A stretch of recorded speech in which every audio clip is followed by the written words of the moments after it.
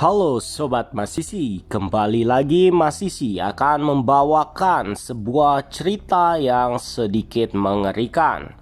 Ini merupakan kisah lengkap Junko Furuta, si gadis cantik yang disiksa dan diruda paksa antek Yakuza hingga dibunuh dan jasadnya dipendam dalam beton. Waduh. Junko Furuta diketahui menjadi korban penculikan, penyiksaan, pemerkosaan, sekaligus pembunuhan oleh para remaja lelaki yang memiliki koneksi dengan Yakuza. Junko Furuta merupakan gadis cantik asal Misato, prefektur Saitama, dan sangat populer di sekolahnya, yaitu SMA Yashio Minami. Kasus ini terjadi pada akhir 1980-an. Dikenal dengan nama kasus pembunuhan gadis SMA terbungkus beton. Disebut demikian karena tubuh Furuta ditemukan dalam sebuah drum yang berisi ratusan liter semen. Awal nelangsa Furuta dimulai ketika seorang lelaki bernama Hiroshi Miyano yang punya reputasi sebagai tukang bully dan memiliki koneksi dengan Yakuza tertarik pada kecantikannya.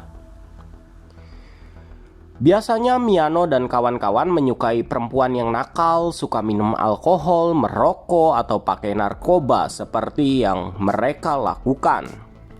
Namun kali ini justru anak baik-baik seperti Furuta akan direndahkan oleh geng seperti itu. Suatu hari Miyano membuat pengecualian. Ia tertarik pada paras Furuta. Miyano menyatakan cinta, namun Furuta menolak dengan alasan ia sedang tak berminat pacaran. Ya iyalah, diajak pacaran sama orang-orang narkoboy, mana mau ya guys. Nah, selama ini semua siswa di sekolah menaati kemauan Miyano, apalagi kalau bukan karena mereka takut pada teman-teman Yakuzanya Miyano si narkoboy. Miyano si narkoboy dan koneksi Yakuzanya pamer kekuasaan dengan cara menebar dan mengeksploitasi ketakutan orang lain. Udah kayak setan aja ya. Sehingga penolakan dari Furuta membuat Miyano marah besar. Malam hari pukul 8.30 tanggal 25 November 1988, Furuta pulang dari pekerjaan paruh waktunya dengan menaiki sebuah sepeda. Sayangnya saat itu Miyano dan Nobuharo Minato, kawannya, sedang berkeliaran di Misato untuk merampok dan meruda paksa wanita lokal. Mereka kemudian tak sengaja melihat Furuta yang sedang mengendarai sepeda. Atas perintah Miyano, Minato menendang sepeda Furuta hingga gadis itu terjatuh dan terluka setelah tergelincir. Minato lalu kabur sementara Miyano berpura-pura baru datang dan menawarkan diri untuk mengantar Furuta pulang. Furuta tak menolak, namun ternyata ia diarahkan ke sebuah bekas gudang yang tak jauh dari lokasi jatuhnya sepeda guys. Miyano akhirnya mulai melancarkan ancaman demi ancaman, pamer-pamer kekuasaan dengan kembali menyinggung koneksinya dengan Yakuza sambil ngisep-ngisep narkoba. Dasar narkoboy. Nah, oleh Miyano, Furuta kemudian dibawa ke hotel dan menghubungi dua orang temannya, Joe Ogura dan Yasushi Watanabe. Minato menyusul dan keempatnya membawa Furuta ke rumah orang tua Minato di distrik Ayase Adachi. Miyano dan ketiga kawannya punya rekam jejak pemerkosaan yang sangat banyak terhadap perempuan-perempuan secara beramai-ramai. Udah pada sakit jiwa ini orang guys. Para lelaki itu mengatakan pada Furuta bahwa mereka tahu di mana Furuta tinggal dari buku catatan yang ada di tasnya dan mengancam bahwa Yakuza akan membunuh keluarganya jika dia berusaha kabur. Pada 27 November, orang tua Furuta mengontak pihak kepolisian karena anaknya tak kunjung pulang. Tak lama berselang ada telepon dari Furuta.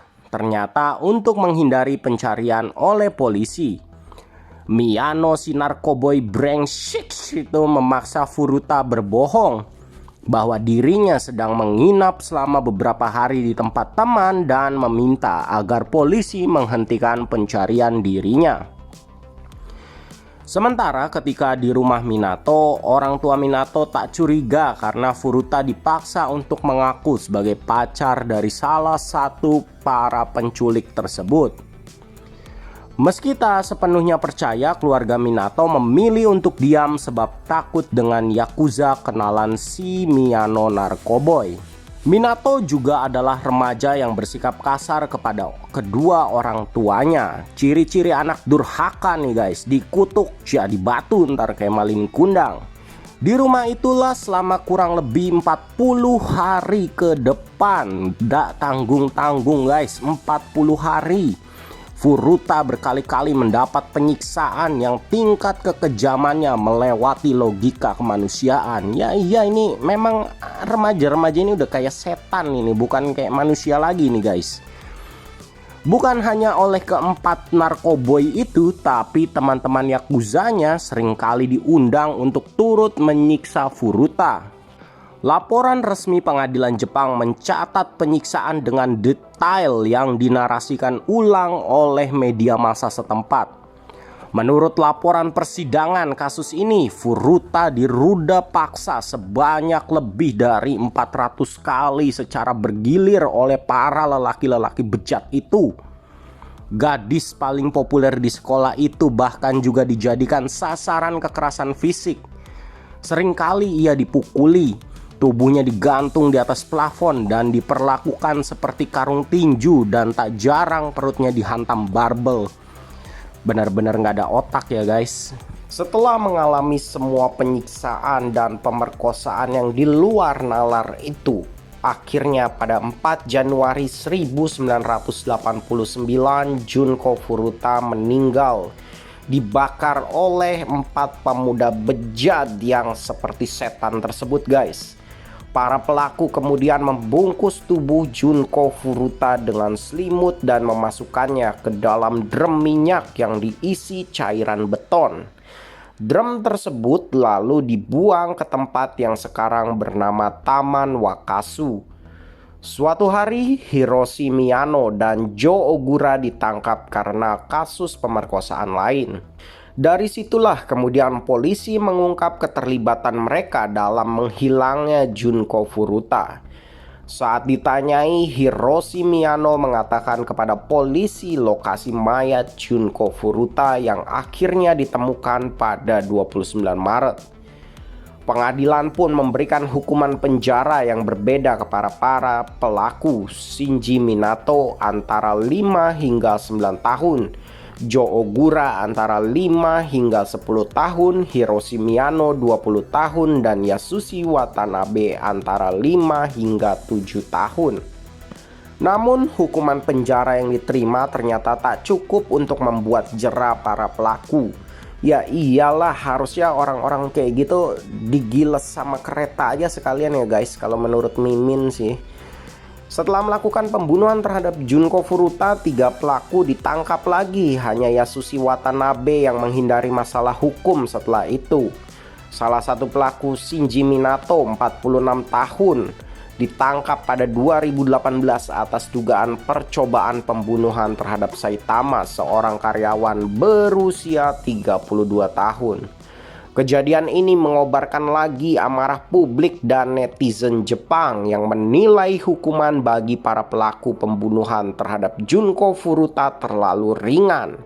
Mereka beranggapan proses pidana yang dilakukan untuk para terdakwa yang kala itu dianggap masih remaja tak berarti apapun. Oke guys, kalau menurut kalian hukuman apa yang pantas buat para pelaku yang sudah terlalu sadis itu guys? Jangan lupa berkomentar di kolom komentar. Sekian dari Masisi News Channel, terima kasih.